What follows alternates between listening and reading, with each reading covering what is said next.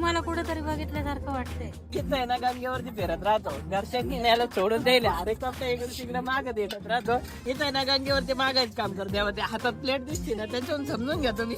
भूमी तू बघितलंय ना याला? हा तू बघितलंय ना?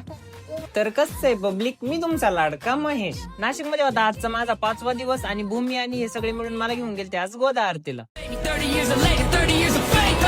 काफी पूरे भाल पर चला रहे विजय का लाल लाल ये गुलाल तुम ये सोच लो. रंग केसरी हो या मृदंग केसरी हो या कि केसरी हो लाल तुम ये सोच लो.